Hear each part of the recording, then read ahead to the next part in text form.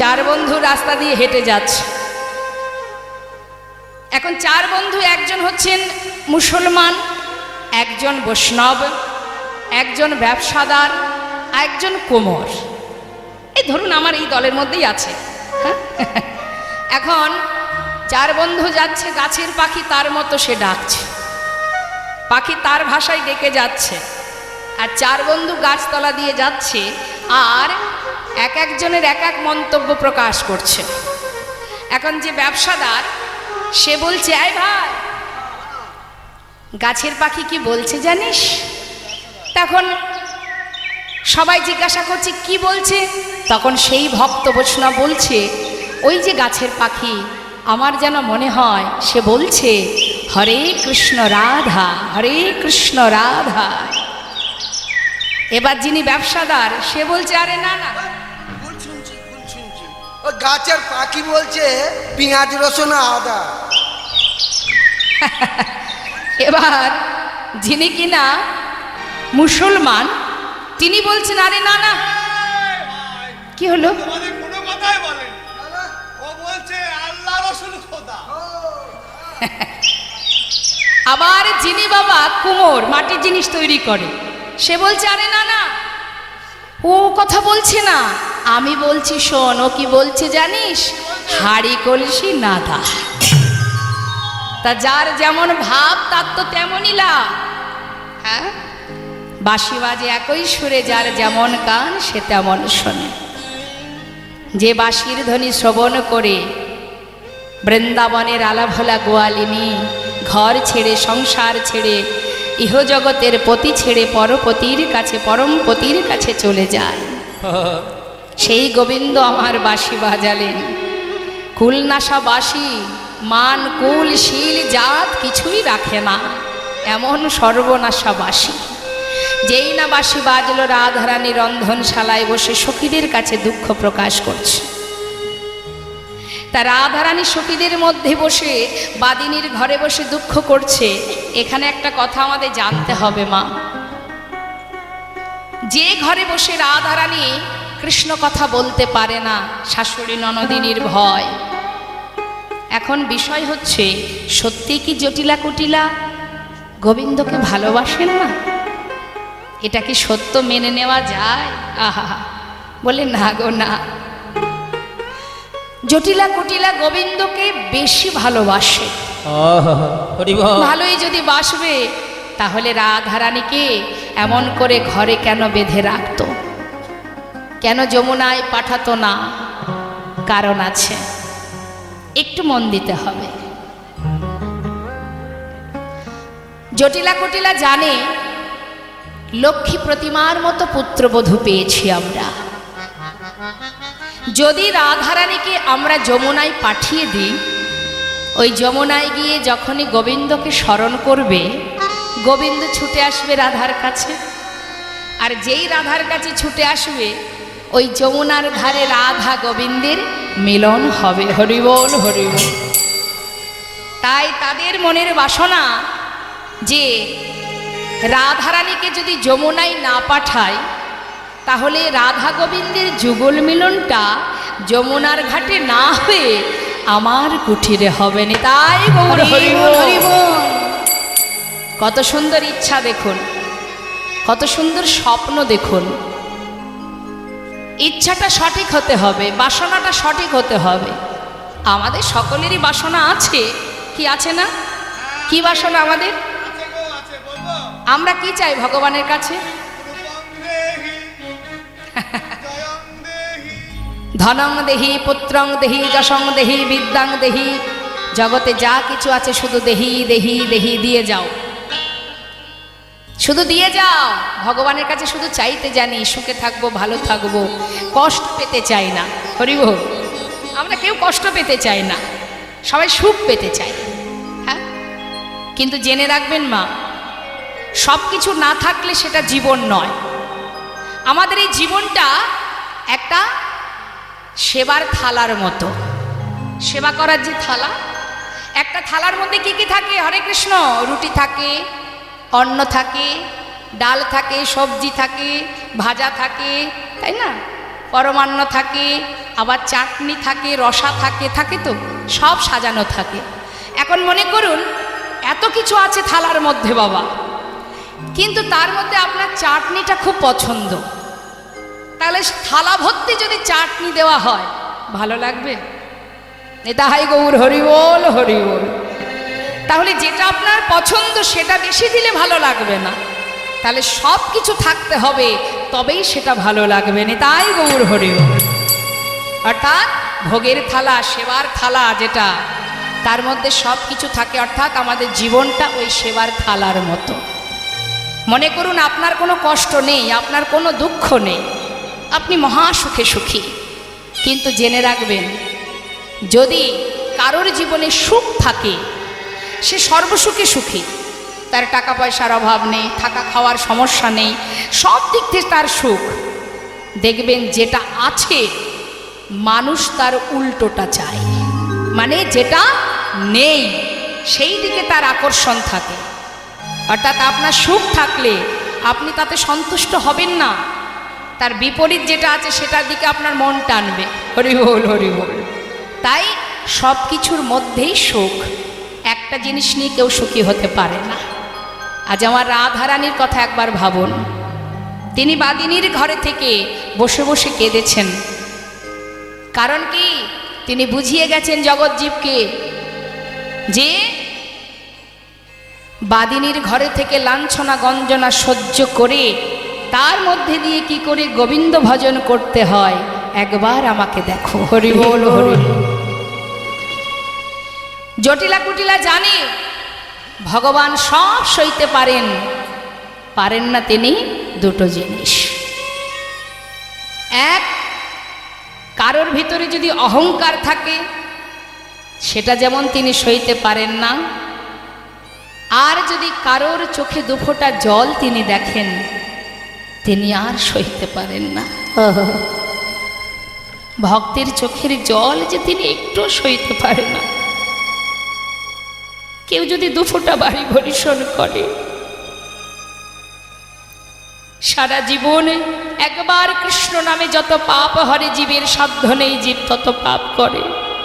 তুমি অপরাধ করেছো, পাপ করেছো, অনেক ভুল করেছো, অন্যায় করেছো, কিন্তু একটি বারের জন্য সমস্ত ভুল ত্যাগ করে যদি গুরু চরণ আশ্রয় করে গৌর চরণে দুফোঁটা পরিশোধ করতে পারো, ভগবান বললে আমি চোখের জল সইতে পারি না, শুধু কেঁদে কেঁদে যদি জানাতে পারো হে দয়াময়। শ্রীবাস অঙ্গনের সম্মুখে নবদ্বীপের বড় পণ্ডিত চপল গোপাল ভবানী মায়ের পূজার শয্যা নিয়ে যে কর্ম করেছিল বাবা, শ্রীবাস পণ্ডিত পরম বৈষ্ণব ছিলেন, তাই তিনি দাঁড়ে দাঁড়িয়ে সবাই যখন তাকে অভিশাপ দিচ্ছেন সেই সময় তিনি বাধা দিলেন, বাধা দিয়ে বললেন শান্ত হও, অভিশাপ দিও না, সে যে বড় চতুর, সে আমার ঘরের সামনে এমন কুকর্ম করে বুঝিয়ে গেছে। ওগো পণ্ডিত, তোমার ঘরে স্বয়ং পতিত পাবন গৌর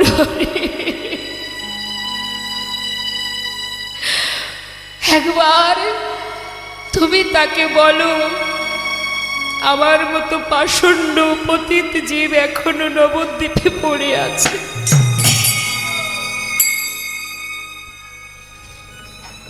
তাই তাকে অভিশাপ করো না। হাজারো অপরাধ করেও অবশেষে সে ভগবানের চরণে, প্রভুর চরণের দাস হয়ে রইলেন। তাই মাগো, যদি কখনো কোনো জানতে অজান্তে অপরাধ হয়েও থাকে, অবশ্যই হয়েছে, অপরাধ আমাদের জানতেও হয় অজান্তেও হয়, যা ভাববেন না কখনো অজান্তে কোনো পাপ করলে, কোনো কর্ম করলে, ভুল কর্ম করলে তার জন্য সাজা হবে না, এটা যেন একবারও ভাববেন না।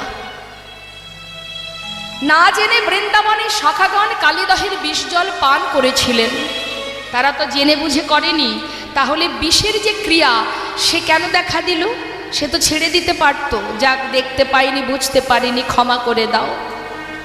এখান থেকে বুঝতে হবে মা, জানতেও অপরাধ, অজান্তেও অপরাধ। তাই কত অপরাধ আমাদের জীবনে আছে আমরা নিজেরাও হয়তো জানি না। তাই যদি কোনো জীব গুরুচরণ আশ্রয় করে প্রভুর চরণে আত্মনিবেদন করে একটি বারের জন্য যদি বলতে পারো, দুটি নয়ন জলে ধুইয়ে দেব হরি বল। তোমার দুটি রাঙা চরণ, তুমি করিও গ্রহণ।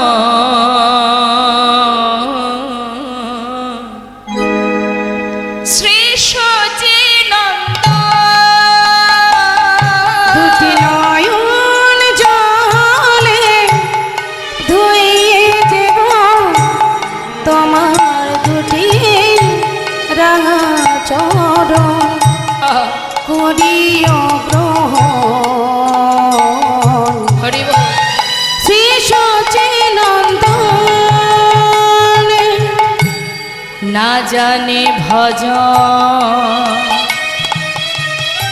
না জানে পূজন, আমি না জানি ভজ, না জানি পূজ, আমি না জানি ভজন,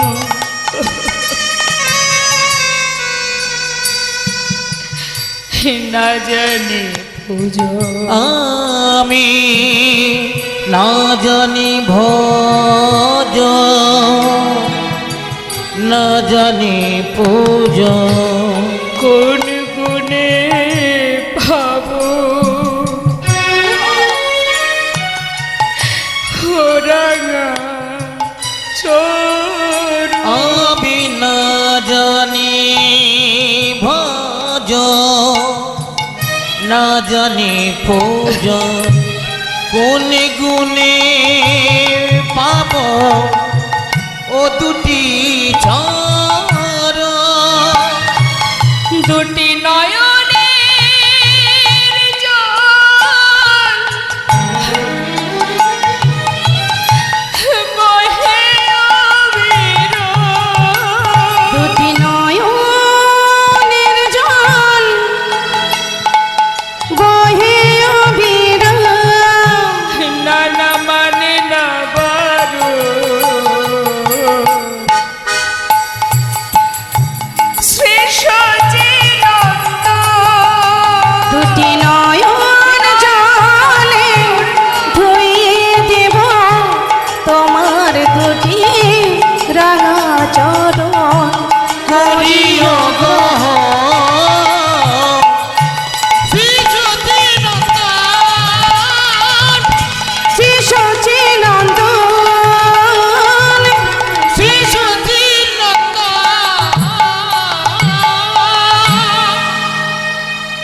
জটিলা কুটিলা জানে রাধারানীকে যত কষ্ট দেব, ওই যে লাঞ্ছনা গঞ্জনা মা কৃষ্ণ বলে ডাকতে পারবে না, ক পর্যন্ত উচ্চারণ করতে পারবে না, সুন্দর করে বেণী বাঁধতে মানা, গগন পানে চাইতে মানা, চোখে কাজল পড়তে মানা, কত লাঞ্ছনা। এমন কষ্ট যদি আমাদের পেতে হয়, হয়তো এমনও কোনো মানুষ আছে যারা আর ভগবানকে ভালোই বাসবে না। তোমাকে ভালোবাসলে এত কষ্ট পেতে হবে? আহ, তা বাবা এত লাঞ্ছনা গঞ্জনা জটিলা কুটিলা কেন দিচ্ছে জানে? যত রাধারানীকে কষ্ট দেব তত তাড়াতাড়ি রাধারানী গোবিন্দকে স্মরণ করবে, আর যত তাড়াতাড়ি গোবিন্দকে স্মরণ করবে গোবিন্দ সে তো রাধার চোখের জল সহ্য করতে পারবে না। তাই ভক্তের চোখের জল মোছানোর জন্য ছুটে আসবে আমার ঘরে। যেই না রাধার কাছে আসবে, আমরা ঘরে বসে যুগল হরিবল হরিবল দর্শন পাব আমরা ঘরে বসে যুগল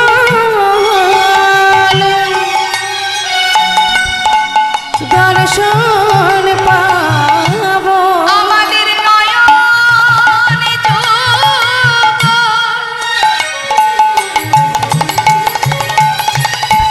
ধন্য হবে হরিবল ঘরে বসে যুগল দর্শন পাব আমাদের নয়নে যুগ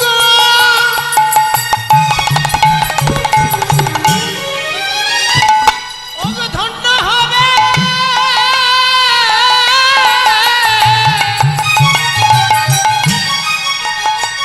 আমরা ঘরে বসে যুগ হরিবল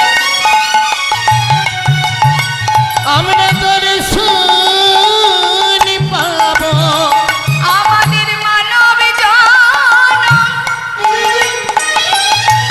ধন্য হবে তাপিত হৃদয় শীতল হবে মানব জনম হবে তাপিত হৃদয় শীতল হবে মানব জনম ধন্য হবে তাপিত হৃদয় শীতল হবে মানব জনম ধন্য হবে তাপিত হৃদয় শীতল হবে ঘরে বসে যুগল দর্শন পাব আজ আমার রাধারানী মুরলীর ধ্বনি বংশীর ধ্বনি শ্রবণ করে ঘরে বসে কাঁদছে আর গোবিন্দ তো বাঁশি বাজালেন এখন চিন্তা করছে কি করা যায় সুবল সখা বলছে শোন এক কাজ কর যদি তুই রাধারানীকে দেখতে চাস বাঁশি তো বাজিয়েছিস অর্থাৎ তাকে জানানো হয়ে গেছে আর যদি রাধাকে দেখতে চাস তাহলে এক কাজ কর যিনি যোগাযোগকারিণী মা যোগমায়া যোগেশ্বরী দেরি না করে তাকে স্মরণ কর নিতাই গৌর হরি ওম।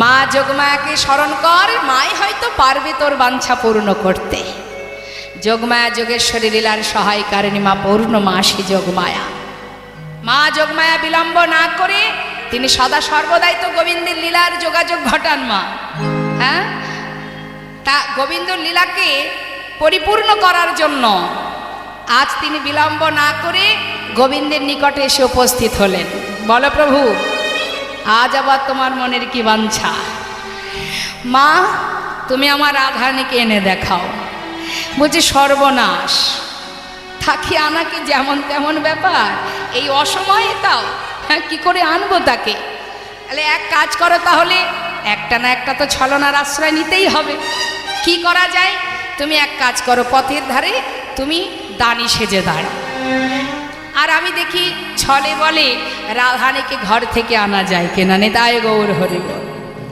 মা কি করলেন গোবিন্দকে দানি সাজিয়ে দাঁড় করালেন দেখুন মা দান কিন্তু অনেক রকমের আছে রক্তদান বস্ত্রদান আছে না অন্নদান শাস্ত্রে 3 রকম দানের কথা বললেন তামসিক দান রাজসিক দান সাত্ত্বিক দান এখন তামসিক দানটা কেমন একটু মন দিয়ে শুনবেন দান তো সবাই কম বেশি করা হয় অনেকে দেখবেন দান করে প্রিয় বস্তুটা কাউকে দিয়ে দেয় এটা দান আবার অনেকে আছে যেটা ফেলে রেখেছে ঘরের কোণে প্রয়োজন নেই সেটা কাউকে দিয়ে দেয় সেটা একটা দান এটা কোনো দানের মধ্যে পড়ে না তা তামসিক দানটা কেমন আপনার কর্ম করে দিল আপনার বন্ধু খুশি হয়ে আপনি 500 টাকা 1000 টাকা দিলেন দান কি হ্যাঁ রে ভাই তোর কাজ করে দেব তুই আমাকে খাওয়াবি তো মানে আমি আর ভেঙে বলছি না বুঝে নিন এটাও একটা দান হ্যাঁ রাধে রাধে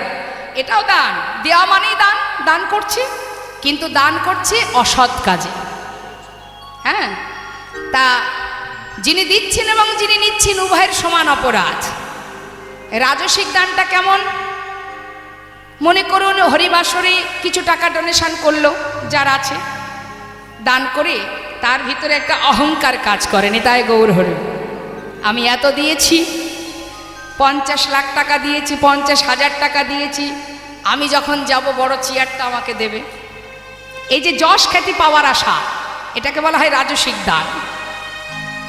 আমার নামটা বারবার মাইকে ঘোষণা করবে, দেখবেন অনেকে আছে বলে, দিদি 500 টাকা দিচ্ছি, আমার নামটা একটু বলে দিন না, নিতাই গৌর হরি।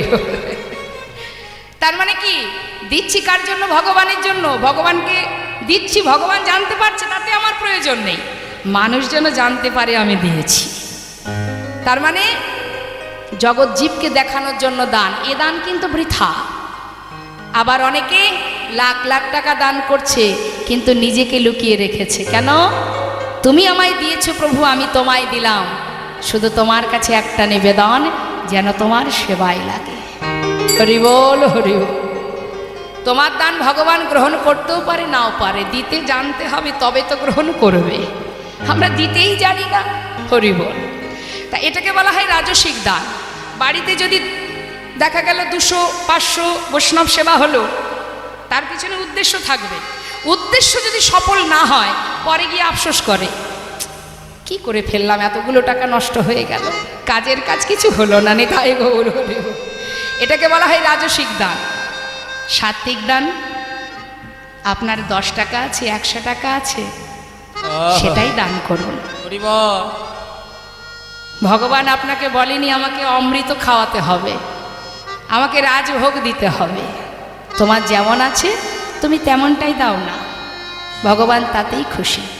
দাঁড়ে দাঁড়ে ভিক্ষা করে, দাঁড়ে দাঁড়ে ভিক্ষা করে তুমি যদি ভগবানের সেবা দাও, ভগবান তাতেই সন্তুষ্ট। ভগবান ভক্তের দান বড় ভালোবাসে। তবে ভাববেন না আমার তো কিছু নেই, আমি কি করে ভগবানকে সেবা দেব, যেমনটা আছে। এটাকে বলে সাত্বিক দান। সঠিক পাত্রে দান করতে হবে, অপাত্রে দান করলে হবে না, সঠিক পাত্রে দান করতে হবে। সঠিক পাত্রে ভগবানের সেবার তরে, বৈষ্ণব সেবার তরে দান করো, এটা হচ্ছে সাত্বিক দান।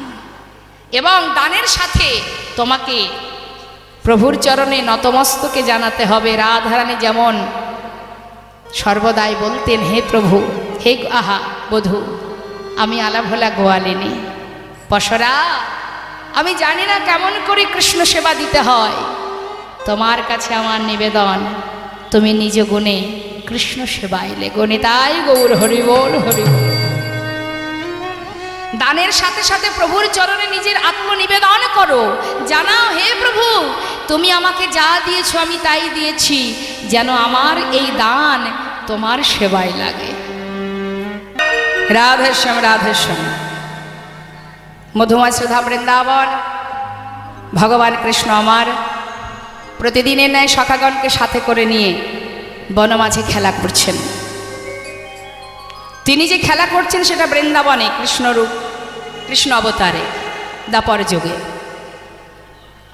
তা তিনি যে বনমাঝে খেলা করছেন মা, খেলা করতে করতে তিনি অনেক লীলা করেছেন খেলার ছলে। তো আজ তিনি খেলা খেলতে খেলতে হঠাৎ সুবল সখাকে দেখে তার রাধার কথা মনে পড়ে গেছে।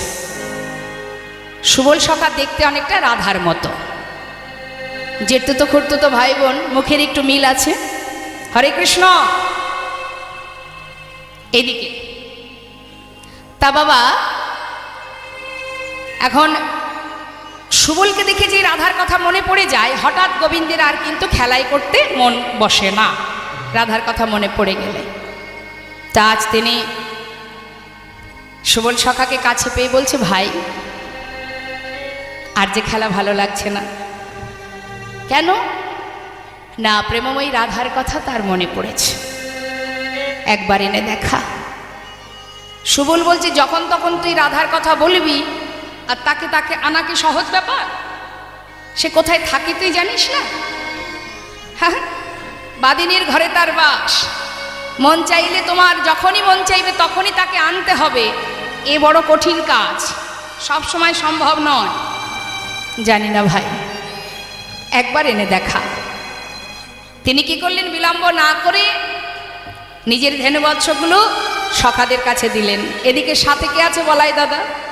তিনি বুঝতেই পেরেছেন ভাইয়ের মুখটা দেখে যে না জানি আবার কোন লীলা প্রকাশ হবে।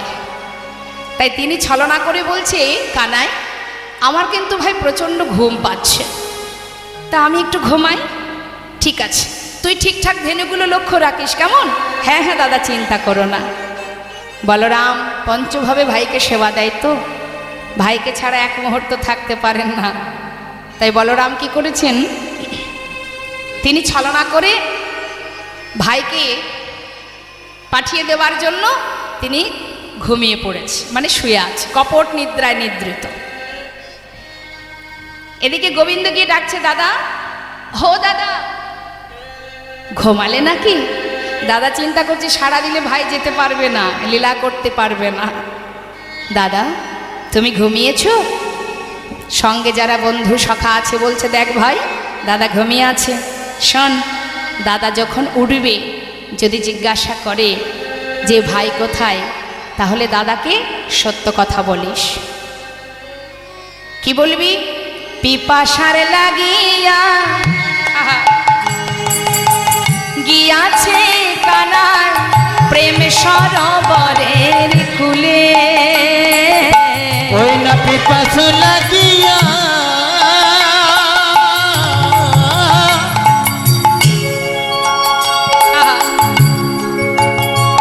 ওই না গিয়াছে কানাই হরি বল। প্রেম সরোবরের কুলে। দারুণ পিপাসা মিটাইবারে লাগি গিয়াছে যমুনার জলে। দারুণ পিপাসা মিটাইবার লাগি গিয়াছে যমুনা জলে। মিছা কথা বলিস না ভাই, মিছা কথা বলিস না ভাই, সত্য যাহা তাহাই বলিস। মিছা কথা যেন বলিস না ভাই, ওই না সত্য যাহা তাহাই বলি। মিছা কথা বলিস না ভাই, গিয়াছে যমুনার কুলে, গিয়াছে যমুনার কুলে। পিপাসার লাগিয়া গিয়াছে কানায় প্রেম সরোবরের কোলে। এইটুকু বললেই দাদা বুঝতে পারবে। হ্যাঁ, একেবারে প্রকাশ করা লাগবে না, সব খুলে বলতে হবে না, এইটুকু বললেই তাহলে কি হলো, দাদাকে সত্য কথাও বলা হলো, আবার কথাটা ঘুরিয়ে বলা হলো। হরি বল। সাবধান, তাহলে আর দেরি নয়, চল ভাই একবার রাধাকে দেখে আসি। আর খেলায় মন বসছে না, সখাগণকে সাথে করে নিয়ে নিজের যত ধেনুবৎস সব সখাদের হাতে তুলে দিয়ে এবার সুবল সখাকে সাথে করে নিয়ে যাচ্ছে। খেলার রসে ছিল কানাই সুবলের রসনে, হেন কালে রাধা বদন পড়ে গেল মনে।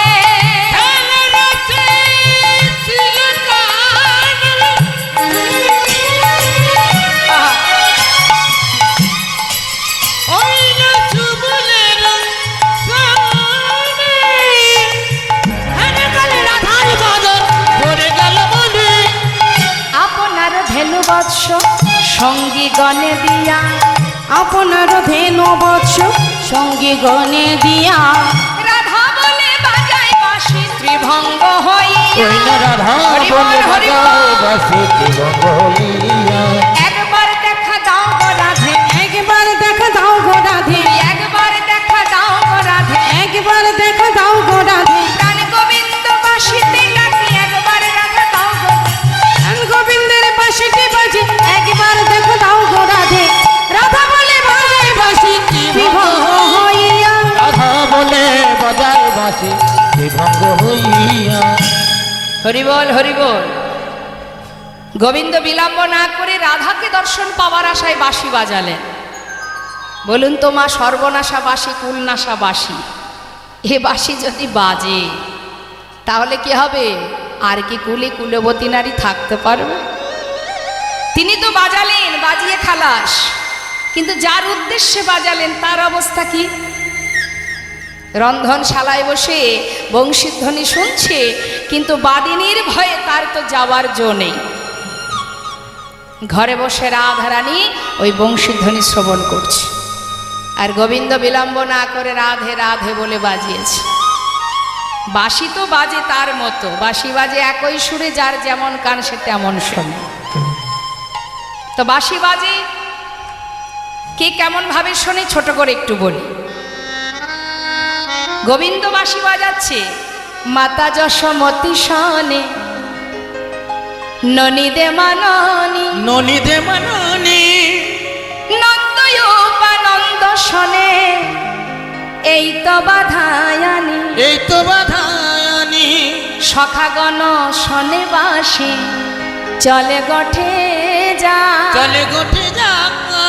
আমার রাধা রানী শনে বাঁশি একবার ঘাটে এসো রাধারানী। শোনে বাঁশি একবার ঘাটে এসো রাম। হরি বল।